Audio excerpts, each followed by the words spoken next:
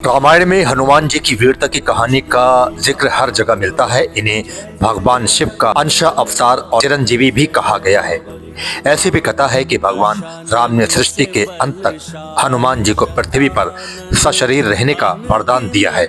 लेकिन उड़िया भाषा की वेलंका रामायण में एक ऐसी कथा मिलती है जिससे बताया गया है कि हनुमान जी की मृत्यु उनके जीवन काल में ही हो चुकी थी, लेकिन 6 महीने मृत्यु के बीत जाने के बाद ये फिर जीवित हो गए थे। कथा मिलती है कि एक बार प्रभु श्री राम विलंका राक्षस राज सहस्रा के वध के लिए गए थे, लेकिन कई दिनों तक जब श्री राम वापस नहीं लौटे तो माता सीता काफी परेशान होती हैं और हनुमान जी को उनका पता लगाने के लिए भेजा जाता है।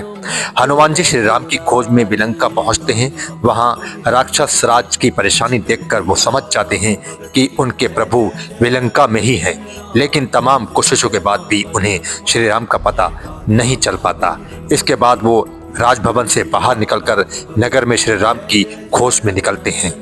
उधर राक्षस राज विलंका के द्वार पर एक ग्राम देवी को नियुक्त कर रखा था जो शत्रुओं को पहचान कर उनका अंत कर देती थी। इसके अलावा उत्तर द्वार पर स्थित विष का सरोवर था, वहीं उसके दक्षिण की ओर एक और तालाब था। जब भी कोई व्यक्ति मित्र भाव से दुर्ग में प्रवेश करता था और उस सरोवर या तालाब का जल पीता था तो वो आसानी से दुर्ग में प्रवेश कर लेता था, लेकिन शत्रु भाव से प्रवेश करने और जल का पान करने वाले व्यक्ति की मृत्यु हो जाती थी। कथा मिलती है कि जब हनुमान जी उत्तरी द्वार पहुंचे और राम जी के बारे में सोचने लगे, उसी समय ग्राम देवी की भेंट पवन पुत्र से हुई। उन्होंने पहचान लिया कि ये तो श्री राम के सेवक हैं। इसके बाद ग्राम देवी हनुमान जी के गले में बैठ गईं, जिससे हनुमान जी का गला प्यास से सूखने लगा। पवन पुत्र ने जल पान किया।